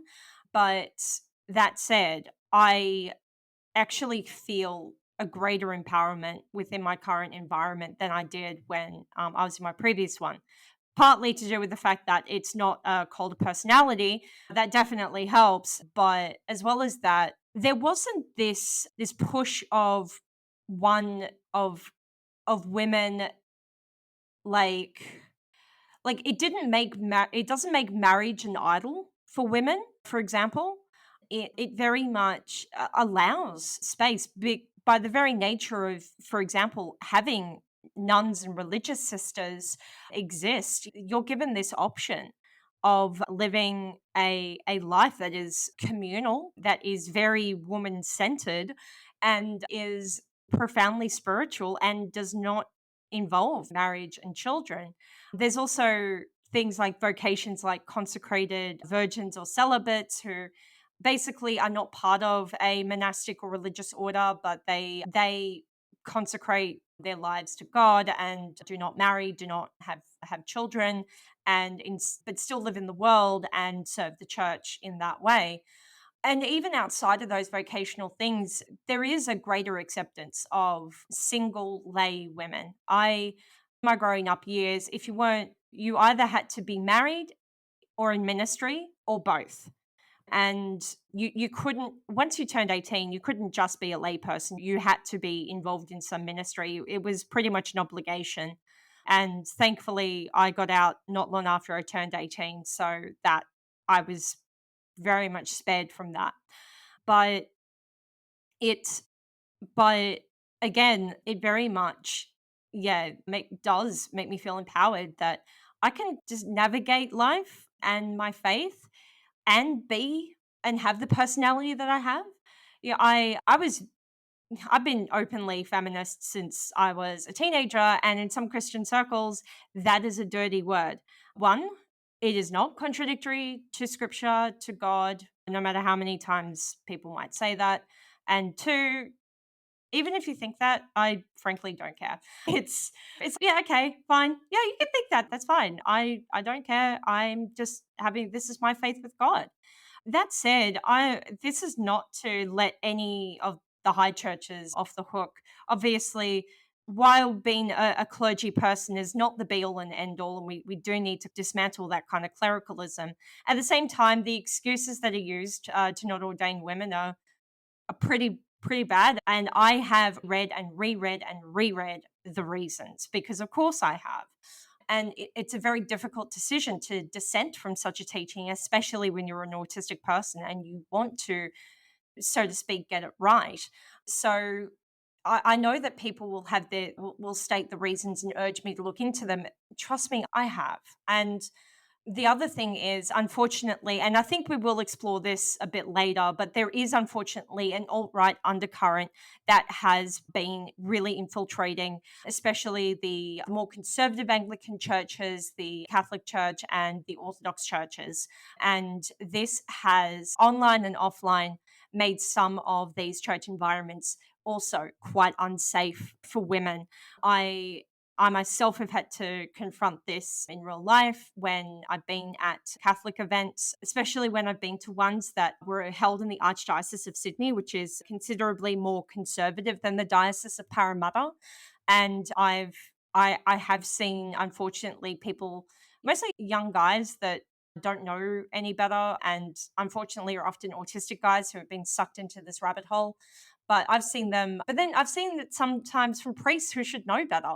I've seen takes where, they try and use Catholicism or Orthodoxy or even Anglicanism as a cudgel to beat women over the head with, to try and be compliant. And it's particularly ironic that it does happen in Catholic churches, because if anyone knows, like, a lot of the cultural backgrounds of the women who are most active in Catholic churches, it's Irish, it's Italian, it's Spanish, it's Mexican. These are very these are cultures that very much value headstrong women.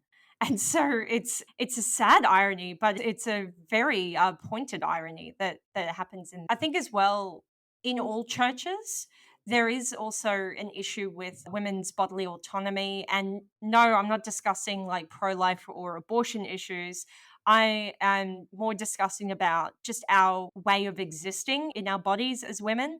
There are a couple of clobber verses that are used often against married women to basically, now we're going to get explicit here, to basically say they need to put out for their husband no matter what, and that try to erode any sense of consent and a woman being able to voice that, especially if she is married. And any woman who then looks at this, especially autistic women, and goes, well, then I don't want to be married if this is my life, are then condemned as being, I don't know, some sort of evil Jezebel for not wanting to partake in that life because of the perversion of marriage that such interpretation has. Obviously, a lot of this stuff is so in depth, and just like doctrine, we could easily do 10 episodes on this alone, but I guess that's my summation of things I've experienced and observed as an autistic woman in the church in terms of like gender. Yeah, and I'll say, like, a lot of what you've said, I've heard a lot from other autistic women. Most practicing autistic women that I've met will openly identify as feminist. Um, they will explicitly say I'm a feminist. Again, not all, but there are quite a few. A lot of them will be like quite radical feminists. A lot of them go very radical with their feminism and move into the turf camp. Ooh, Mostly yeah. as a response to a lot of the misogyny that they experience in Christian circles. I find autistic women are particularly sensitive to the way that men often get a pass in a lot of things where they shouldn't, and like a lot of the sexualization of women within the church and the normalization of male entitlement to sexually harass women and things like that within the church. A lot of them are very sensitive to those types of issues and are extremely outspoken about them. We might do an episode about this specifically later with one of the people from the movement, but the hashtag Church2 movement, which is like Me Too, but for the church, which is like a reckoning with sexual assault and sexual misconduct within the church. A lot of the most prominent and active people within the Church2 community are autistic women. If you look at it, it's disproportionately autistic women who are the ones who are leading the charge and particularly invested and just unwilling to give any ground and unwilling to accept the apologies and things like that, or and they're very invested in holding these people to account. And when these issues aren't addressed by the church, when these issues aren't taken seriously, and like when a lot of the negative stuff that comes from purity culture is like venerated, this causes an extreme amount of cognitive dissonance for autistic women. It causes cognitive dissonance for women in general, right? This isn't only autistic women feel this. Like, this is a problem Oh, for women in yeah. general. Yeah. But I find it is particularly strong in autistic women. And a lot of the attempts, and a lot of women get labeled, like a lot of autistic women get labeled as problem women Oh, because gosh, yeah. they aren't silent about it, and they won't sit back and allow people to act in ways that they think are wrong. And like, they will call it out, and they'll call it out to people's faces, and they'll get labeled like, oh, she's a very difficult woman, or has a Jezebel spirit, is something that Oh, I've gosh. heard Yeah. autistic women talk about being thrown against them. And a lot of times autistic women, I think, are in the right, and a lot of them will like to cite the verse where Jesus says, if your eye causes you to sin, you should pluck it out. And they're like, yeah, let's start gouging out Yeah. your eyes. This is what you're supposed to do. Stop telling me what to wear. And you see a lot of reactions like that. And when particularly you're looking at stories of autistic women deconverting, a lot of the times the inciting event has something to do with misogyny or Mm, unaddressed sexual assault or sexual harassment, whether it's yeah. against them or whether it's against just another person that they know in the church where it's not taken seriously. This is like a very significant thing that a lot of autistic women will cite. Like, when Oh, we yeah. started off the doctrine episode, we talked about how like 85% of men cite doctrine and as the main reason for deconverting, and 65% of women do. A large part of that gap is due to autistic women experiencing extreme cognitive dissonance from overt misogyny, or from like the church insisting that they conform to a specific idea of what a woman should be that they just know they're not, Yeah. or like a refusal to take seriously things like sexual assault or sexual violence, or like um a lot of the like really bad things about purity culture. Yeah. And yeah, it's not really something that I see in a lot of autistic men's stories, but it is something I hear a lot in autistic women's stories. Another really big issue that you see a lot in another really big issue that you see a lot in churches is specifically for queer autistics, just for queer people in general. Mm. is the church's inability to properly handle these situations with grace and nuance, and basically just, they come out as gay or something like that, and they essentially get disowned and thrown out on the street. That's a very big thing that you see. When I give talks in churches and stuff like that, I'm going to try not to go on a rant about this just because I find it super annoying. But when I go to churches, because a lot of conservative talking points around trans people often talk about how people online are grooming and taking advantage of autistic people Oh, to turn them yeah. trans. I get a lot of that, like I get asked, what can we do to stop this from happening? And it's like, um, I don't actually think that's happening. I don't think autistic people are being tricked into. I don't think you can trick autistic people into doing something like this.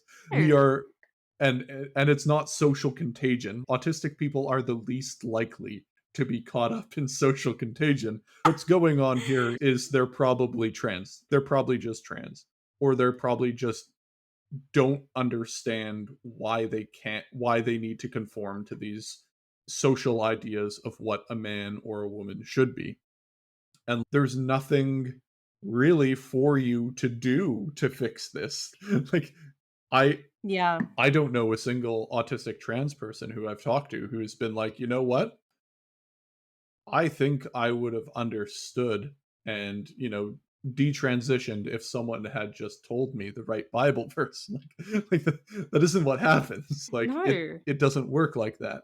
And a lot of churches are just, again, I'm not making comments about theology or what is right or what is wrong or anything like that. Regardless of whether you're affirming or not affirming, I think it's pretty obvious to say that the way that the church has historically handled questions around gender identity and sexuality has been less than ideal, and a lot of the sensitivity and nuance that should be used in these situations simply isn't. And for a lot of autistic Christians, this has a significant impact, even if they aren't LGBT themselves. Straight, cis autistic Christians who see their fellow autistic Christians, or just non autistic Christians, being treated poorly on the basis of their gender or their sexuality is often a very significant issue for them, and like a Yeah. significant thing that triggers an extreme amount of cognitive dissonance that causes a deconversion. Autistic people have many faults just like all other people, but one of the consistent through lines a lot of autistic people is an insistence on fairness.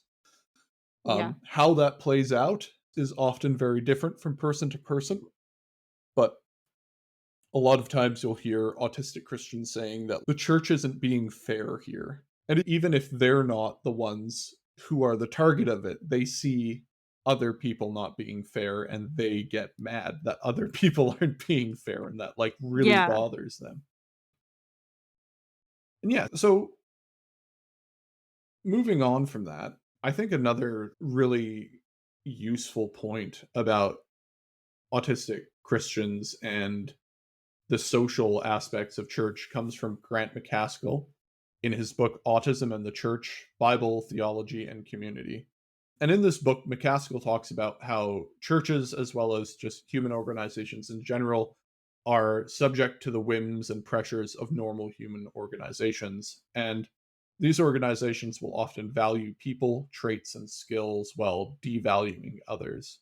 I have a lot of firsthand experience with what Grant talks about in his book because I've felt a lot of that myself. So in the last few years, I've been attempting to discern a vocation because I've felt like maybe I should actually go into the priesthood and become an Anglican priest and Hmm. specifically focus on autistic people, because I've been doing this for quite a while. I'm quite good at it. I see a need for it. And I think this might be something that I want to do. But like, I've been going through the ordination or the discernment process, and all of the things that it talks about of what you should be like and how you should be, I just know aren't describing me, right? Like they want Yeah. someone who is warm, open, all these things. I don't think I'm that bad of a person, but I know for a fact there are 0 people in my life who would describe me as warm and open. It's just not the words that any sane person would use to describe me. Yeah. I'm very cold. Like people will describe me as cold, calculating, dry, those types of things. And going through the discernment process, I've just realized that what the church wants from their priests and what they expect from their priests is not what I am. And Yeah. all the things around it and all the expectations around it are clearly the expectations for a certain type of neurotypical person. And I've met a lot of priests who are autistic, and a lot of them have talked exactly about this. And how, like, when they went through the ordination themselves, how they really struggled with a lot of things like this, and how they really Yeah. struggled when their other neurotypical counterparts were like, they were what the church expected, and they knew that somehow they weren't. And it's not because they're bad at what they do. They are often really good at what they do, and they often fill a really valuable and important niche. But churches, generally speaking, when they're looking for new people for their congregation, they don't think of autistic people. Like, Yeah. the ideal person is, like Grant said, someone who has clear articulation, charisma, a warm social affect, an extroverted personality, social graciousness. These are no words you would never use to describe an autistic person. Maybe charismatic. Some of us can have our own sort of autistic charisma. That's unique to autistic people. Some people Yeah. find quite charming, but in general, autistic people aren't valued, right? They're not what churches look for. And again, this is something I've talked about before, but I talk to a lot of autistic people, usually in their late teens and early 20s, who are really struggling with being accepted in church. And they're like, Mm. I don't feel like people like me. And I feel like everyone hates Yeah. me, and no one at my church actually wants me to be there. And they'll be Yeah. like, look, I try really hard to be a good Christian. I Yeah. regularly show up on time. I do routine and regular prayer. I spend a lot of time trying to understand the church's doctrines and their positions. I give a lot of my time trying to articulate correct understandings of Christian positions in our group discussions, and I volunteer for lots of stuff, and still no one likes me, and I don't know why. And Yeah. what I often have to explain to them is those are all really good things, but at the end of the day, churches are made up of people, and people generally don't value those types of things as much as they value having a warm social affect and being open and just generally speaking being able to read the room, which again a lot of autistic people really struggle with. And so there's this expectation of what your behavior should be and what the church values. And like we talked about women in the church, and a lot of times women will get really frustrated because they don't really they don't really fit the expectations of being quiet and compliant, and Yeah. the church just inherently values them less because they see them as a problem and not Yeah. a useful resource. And there are lots of things that make autistic people really great, and there are a lot of places where autistic people can really add a lot of genuine value to the church, but churches often aren't looking for those things. They Yeah. aren't interested in that type of thing, and what they're interested in is finding other people who fit the mold and conform to the general expectations of things. Yeah. So, a final thing that we talked about briefly, but one thing that I found in particular is autistic people are extremely sensitive to topics of abuse and hypocrisy. And it's something you see a lot. There's a term called betrayal trauma, and I find it all over the place with Yeah. autistic people. And it's this idea that you were committed to an organization, you were doing all the right things, and you were invested in it, right? A lot of autistic people talk about how they were told from a very young age, you need to give this your all. You need to commit to the church. You need to commit to Yeah. Jesus. And they do. And like, people say, this Yeah. is the most important thing in your life. And they go, absolutely. I'm ride or die. I will be your Yeah. finest warrior here. And they get really invested and they get really emotionally invested in the church. And then they see something happen that they believe is wrong and not in line with what the church teaches. A lot of Yeah. times it'll be like a cover up of abuse or an attempt to sweep something under the rug or Yeah. not address an issue that's really, really important. And again, Yeah. a lot of autistic people are in the Church Too movement for this reason. And what happens is autistic people get so invested in the church and so emotionally invested in the church, and then the church just fails to live up to the autistic person's expectations of how they're supposed to act. And now, I think the autistic people are in the right here. I think you Mm. should have high standards for the church, right? Yeah. But the Yeah. church, when it doesn't, it starts acting like another human organization. And autistic people are like, this shouldn't be what it's like. There is a standard for Christians and you're not reaching it. And this often leads to a lot of them developing this deep-seated like trauma and resentment of the church because they're Oh, like, you were yeah. supposed to be better, and then Yeah. and you're not. I recall this in my own life. So I've alluded to it throughout this podcast, but I experienced, my family all collectively experienced extensive spiritual abuse in the church that I grew up in. And I use the terms church, group, and cult interchangeably because it started out as a church, but it devolved into a cult as time went on. Although the red flags were there pretty early.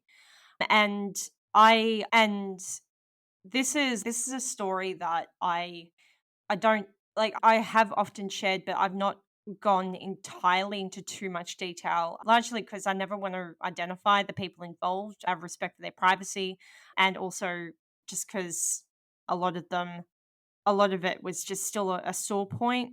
But essentially, what happened was over the years, the leader became more and more controlling, and it was developing into this cult of personality. My parents were in leadership positions in ministries. My dad was, in fact, an elder, which was meant to be a somewhat distributive leadership type role, but over time it just became essentially the yes men of the pastor. And my mum and dad had been amongst that like first cohort of people who joined this church. My dad was actually one of the founders of it when he was part of this like youth group that broke away from another church and then formed this church. So he so my parents of course felt this almost this burden of responsibility when things were going like really off track really fast. They felt this sense of responsibility as people who'd been there from the start to address these issues. And they weren't necessarily doing calling out or anything like that, but it was definitely way more than what the leader wanted, which was absolutely none of that. Yeah, I wish I could say this is the first time I've heard a story like that. It's not. But I think that's a good place to cap this episode off. I think what we're trying to do in this episode is just explain what it's like to be an autistic person in the church, just what it feels to be an autistic person in the church and what it feels like to interact with other Christians. And I would love to say that it's always smooth sailing, but unfortunately, it is very frequently not. And like when again we go back to that model that I talked about in the very first episode, or maybe the second or third, I can't remember when I talked about it. But when I talked about when you're trying to ask why are autistic people less likely to be Christian, you need to look at you need to look at like evangelism, catechism, and maintenance. And I think this particularly affects all three of those. When you think about the social and sensory experiences of autistic people within Christianity, it's not very hard to see where all these like little opportunities for cognitive dissonance come in. And like when you're asking why are they less likely to be Christian, these reasons alone could probably explain a fair number of it as well. Yeah, I think that's where we'll cap this off. We'll see you in the next episode where we talk about the emotional experience of church, or the spiritual experience of church. Thank you for listening to another episode of Christianity on the Spectrum. If you're interested in contacting me, you can find me at christianityonthespectrum@gmail.com or Twitter @ChristianityOn. You can find Amy at It Began in the 90s. It's 90 with a 90, also on Twitter. We'll be doing some Q&A episodes after the main podcast is finished. If you have any questions about my research, you can email me or send me a message on Twitter with your questions, and I will get to addressing them during that Q&A. If you want to do a live Q&A, schedule a talk or a presentation about my research for your church small group, or just as an individual person, you can find me at all the places I've already mentioned. If you'd like to join a Discord of like-minded autistics, please send me a message at one of the above listed places, and I will send you an invitation link. Thank you.